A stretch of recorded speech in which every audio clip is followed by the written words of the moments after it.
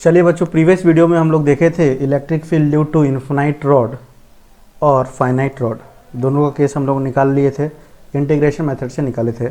अब इस वीडियो में हम लोग यूज़ करेंगे इंटीग्रेशन मेथड और फाइंड करेंगे electric field due to uniformly charged circular ring, किसी भी पॉइंट जो कि लोकेटेड हो उसके एक्सिस पे। तो ये देखिए एक सर्कुलर रिंग है, ठीक। ये जो चार्ज है, टोटल चार्ज हो गया Q और ये पॉजिटिव चार्ज है, तो दिख रहा है ये पॉजिटिव चार्ज है। पूरे सर्कुलर रिंग के ऊपर क्या है, आपके पॉजिटिव चार्ज है। तो इस पॉजिटिव चार्ज सर्कुलर रिंग के कारण पॉइंट P पे क्या आ रहा है इलेक्ट्रिक फील्ड, ये आपको बताना है। तो देखिए जैसा कि इन्फिनाइट लॉन्ग वायर में हुआ था, यहाँ भी कुछ कुछ चीज़ें एक चीज़ सेम होगा। देखते क्या, मान लिया जाए यहाँ पे एक छोटा सा मैं एलिमेंट ले लिया, छोटा सा एक सर्कुलर रिंग का एक छोटा सा एलिमेंट काट लिया। मान लेते उस एलिमेंट का छोटा सा एक लेंथ होगा dl, क्या लेंथ है उसका dl, और उसका चार्ज क्या हो जाएगा dq, छोटा सा चार्ज dq, छोटा सा लेंथ dl का। अब ये पॉइंट चार्ज की तरफ बिहेव करेगा, तो इस dl के कारण, इस एलिमेंट चार्ज्ड एलिमेंट के कारण पॉइंट P पे इलेक्ट्रिक फील्ड किधर जाएगा, जाहिर सी बात है। इसको मैं क्या किया, इस डायरेक्शन में जाएगा, दिख रहा है। इलेक्ट्रिक फील्ड की डायरेक्शन क्या जाएगी, इस डायरेक्शन में जाएगी, और वैल्यू होगा जो भी होगा DE। अब ध्यान से देखिए, ऐसे ही एक एलिमेंट सेम यहाँ पे भी रहेगा, रहेगा ना जी। सेम एलिमेंट आपका कहाँ रहा, यहाँ पे भी रहा। तो अगर ये डिस्टेंस मान लिया जाए, ये रेडियस इसका r है, रिंग का रेडियस क्या है कैपिटल R, तो ये डिस्टेंस मान लिया जाए स्मॉल r, तो देखिए ये भी सेम डिस्टेंस हो जाएगा स्मॉल r, और इसके कारण जो इलेक्ट्रिक फील्ड आएगा उसकी भी वैल्यू क्या हो जाएगी, सेम हो जाएगी DE।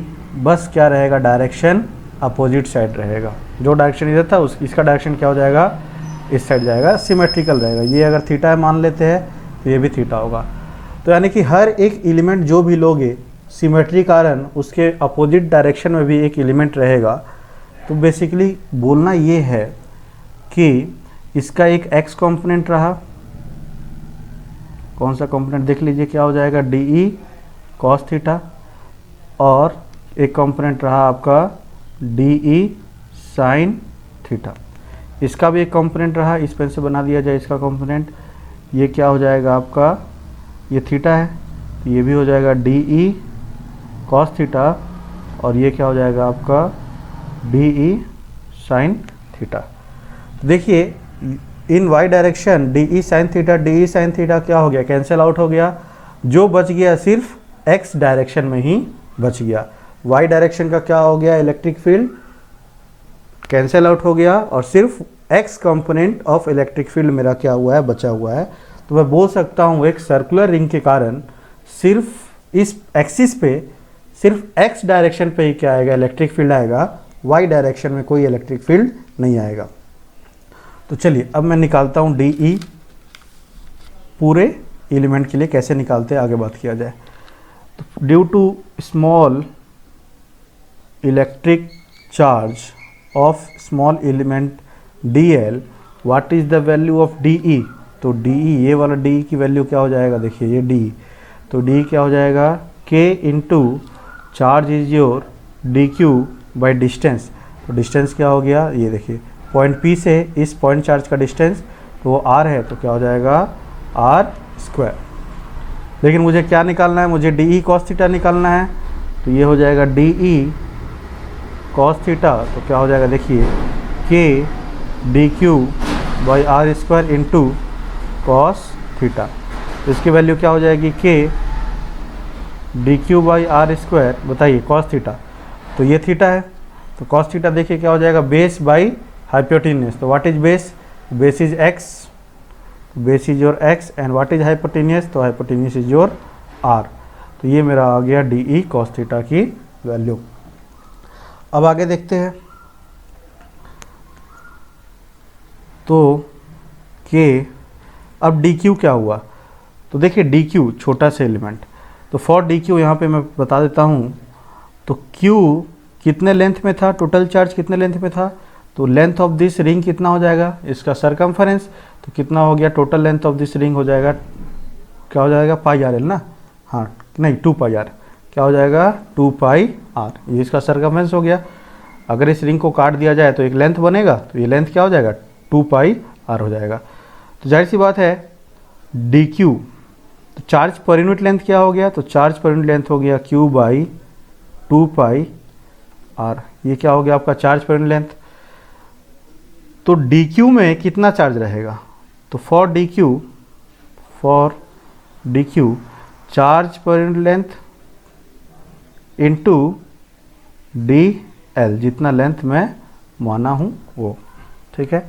तो डी क्यू क्या हो जाएगा, चार्ज पर यूनिट लेंथ, तो चार्ज पर यूनिट यहाँ देख लिए, तो क्यू बाई 2 पाई आर, तो ये हो गया 2 पाई आर इंटू लेंथ क्या हो गया D L.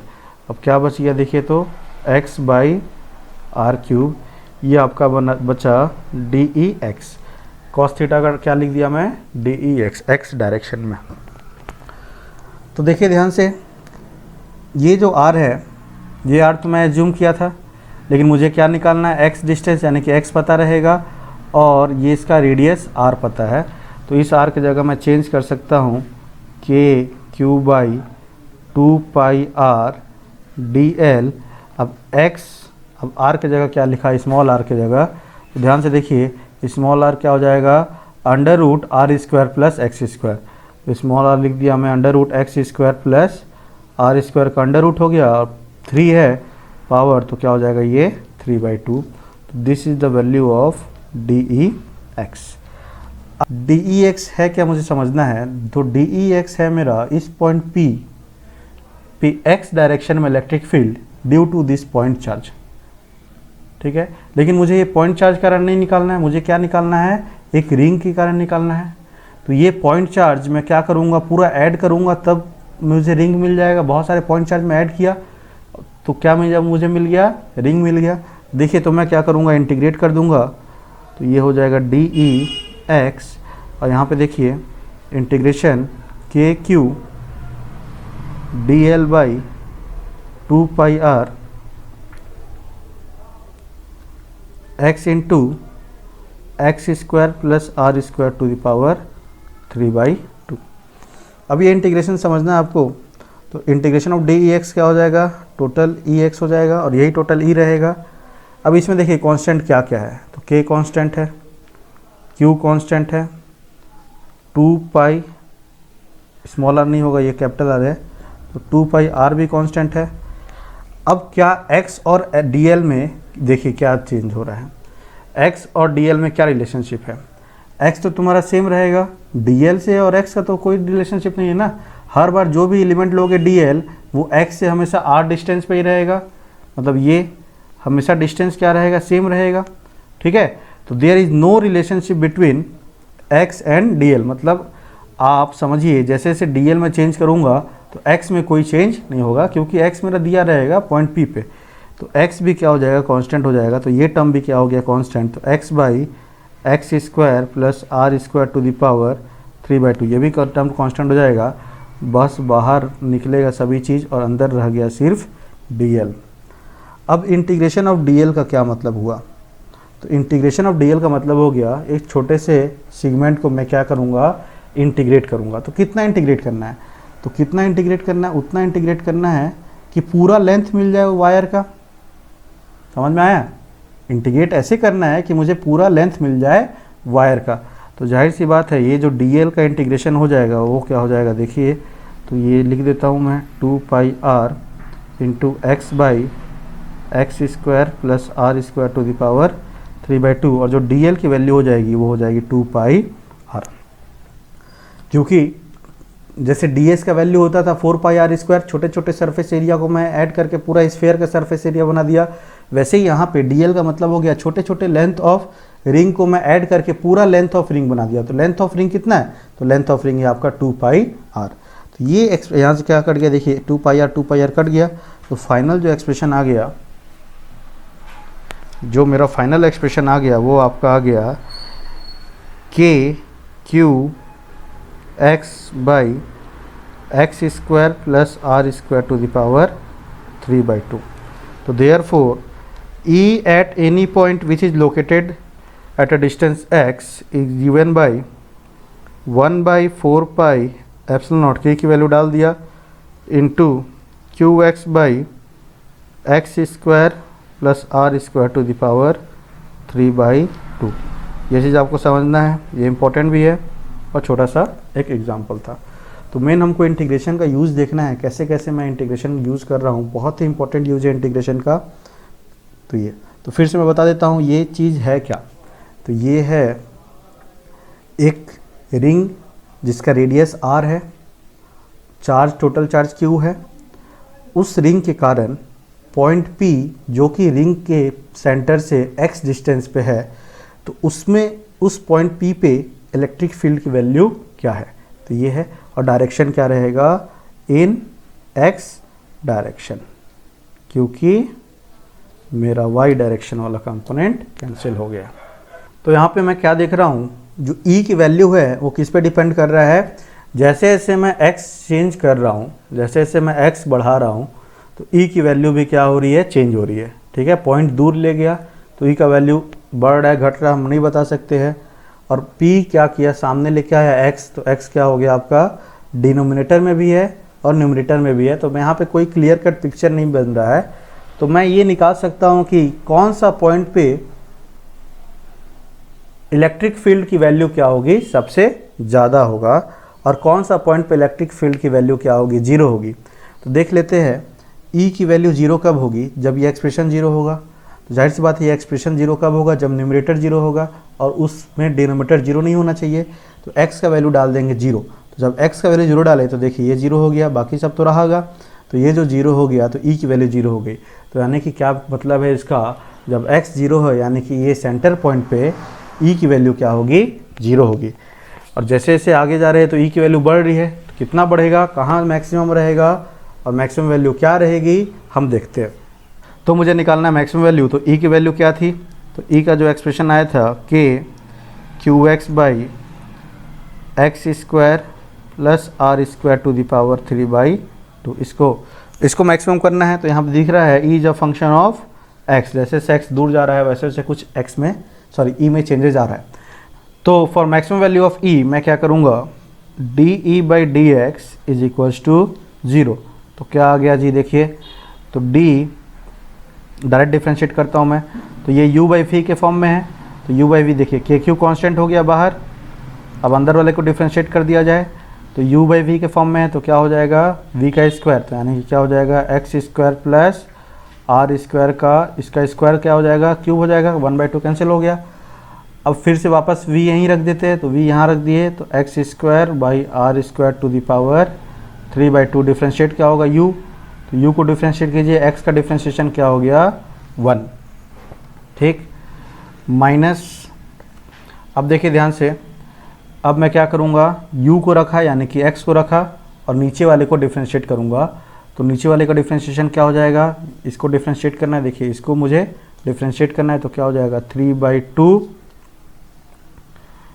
X square plus are square 3/2 minus 1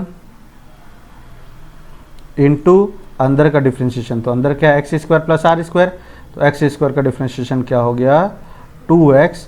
तो ये आपका क्या आ गया डिफ्रेंशिएशन। तो इसको देखते हैं, और ये डिफ्रेंशिएशन का वैल्यू बराबर क्या हो जाएगा 0।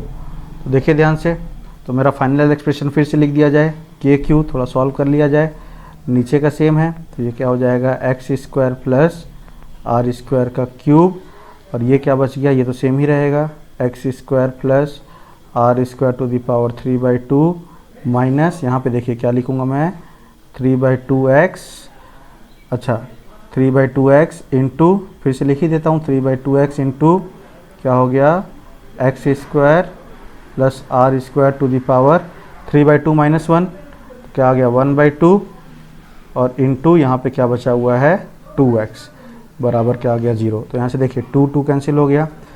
अब देखिए ये के क्यू इधर जाएगा 0 हो गया, ये चीज़ डिनोमिनेटर जाके इधर 0 हो जाएगा, तो बच गया क्या ये और ये। तो क्या लिख सकता हूँ, दैट एम्प्लाइज में x square r square 3/2 minus 3 into x, तो क्या हो गया 3x² x² plus r² to the power 1/2 बराबर 0। अब ये बराबर 0 है तो इसका क्या मतलब हो गया, तो डायरेक्ट यहाँ कर दिया जाए, ये इस साइड जाएगा तो दोनों बराबर हो जाएंगे, दोनों बराबर, तो मैं डायरेक्ट यहीं लिख देता हूँ 0 और इसको मैं अभी हटा देता हूँ। तो अब देखिए दोनों साइड सेम है तो ये इधर आके डिवाइड हो जाएगा, तो क्या बच गया देखिए, तो ये हो जाएगा x² प्लस r², 3/2 माइनस 1/2, तो क्या बच गया 2/2 यानी कि 1, और इधर क्या आ गया आपका 3x²। अगर नहीं समझ में आता है खुद से सॉल्व कीजिए, आपका आंसर आ जाएगा। 3x² माइनस x², तो ये r² इधर आ गया, 3x² माइनस x² क्या आ गया 2x², तो मुझे मिल गया x is equals to r²/2 का अंडर रूट, तो क्या आ जाएगा आपका प्लस माइनस r/√2। तो ये x की वैल्यू आ गई, यानी कि E is maximum at x is equals to plus minus r/√2। ये मैं डायरेक्ट लिख दे रहा हूँ क्योंकि मैक्सिमम ही होता है। आप चेक कर सकते हो कि ये मैक्सिमम है कि मिनिमम है, तो हमको मैक्सिमम मिनिमम के लिए डबल डिफ्रेंशिएशन निकालना पड़ता है, और डबल डिफ्रेंशिएशन निकाल के फिर देखेंगे कि अगर नेगेटिव आया है तो क्या है आपका मैक्सिमम है, अगर पॉजिटिव आया है तो आप मिनिमम है। तो ये आप खुद से कीजिए, हमको जानते हैं, मैं जानता हूँ यहाँ पे E is maximum at x equals to plus minus r/√2। अब जाहिर सी बात है प्लस माइनस का मतलब क्या हो गया, ये रिंग है, ये आपका देखिए रेडियस r है, मान लेते हैं ये रेडियस r है, तो ये भी रेडियस क्या हो जाएगा, यहाँ से यहाँ तक r है डिस्टेंस, ये भी रेडियस क्या हो गया r, सब जगह r ले लेते हैं।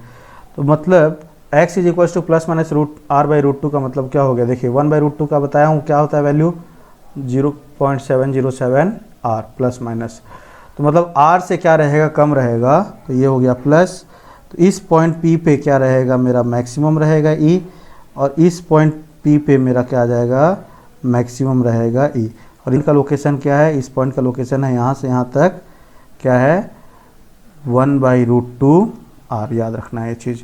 तो ये चीज़ आपका हो गया maximum value of E due to circular ring at x equals to plus minus r/√2, तो ये चीज़ आपका क्या हो गया, तो फिर से देखते हैं, तो आपका ये चीज़ हो गया किस वैल्यू ऑफ x पे, यानी कि किस पॉइंट पे आपका E क्या आ रहा है मैक्सिमम आ रहा है।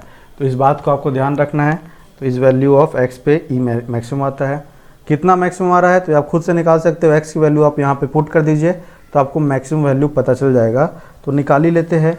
देयरफॉर E मैक्स जो आ जाएगा वो आ जाएगा KQ, बताइए x की वैल्यू क्या आया है, तो x की वैल्यू r/√2 आया है, ये हो जाएगा r/√2 बाई, ये हो जाएगा x², यानी कि क्या हो जाएगा r²/2 plus r² to the power 3/2, तो क्या आ गया देखिए, तो ये आ जाएगा 1/√2, इधर ले लेते हैं, ये हो गया KQR, यहाँ पे देखिए r²/2 प्लस r², तो क्या आ जाएगा r²/2 प्लस r², तो आधा और एक क्या हो जाए 1.5 हो जाए, यानी 3/2, तो इसको मैं लिख सकता हूँ r² बाहर ले लीजिए तो r³ बाहर निकल जाएगा और अंदर बच जाएगा आपका 3/2 टू द पावर 3/2, तो ये एक्सप्रेशन आपका r से हटा दीजिए तो आ जाएगा 1/√2 इंटू 3/2 का पावर 3/2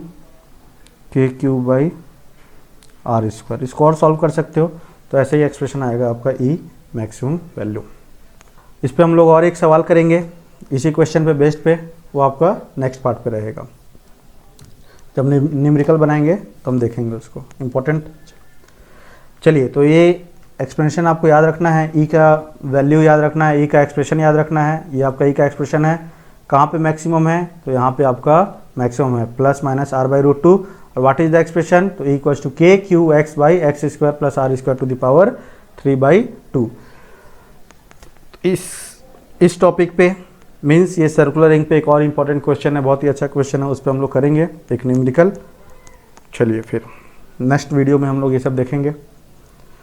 हाँ, तो बहुत ही नया चीज़ ये सब लग रहा होगा आपको इंटीग्रेशन का, तो डरना नहीं है, जो मेथड मैं बता रहा हूँ वैसे ही मेथड आप बनाइए, जो चीज़ मैं बताया उसको आप नहीं समझ में आता है तो एक बार और वीडियो देखिए, समझिए। फिर भी नहीं समझ में आता है तो आप अभी रट लीजिए, ठीक है, क्योंकि जब जब आप थोड़ा थोड़ा और पढ़ते जाओगे तो आपको चीज़ें समझ में आने लगेगा, आप उस चीज़ों को एडप्ट करने लगोगे, ठीक है। कंसेप्ट समझना है। कंसेप्ट क्या है? छोटा सा एलिमेंट है, छोटा सा एलिमेंट लेके मैं क्या करूँगा, सॉल्व करूँगा, फिर बाद में हम क्या करेंगे, इंटीग्रेट कर देंगे, तो मेरा पूरे के कारण आंसर आ जाता है। तो ये फ़ायदा होता है इंटीग्रेशन। इंटीग्रेशन एक मैथमेटिकल टूल है, बहुत ही फ़ायदेदार होता है। वीडियो में बात करते आगे का, चले फिर गुड बाय।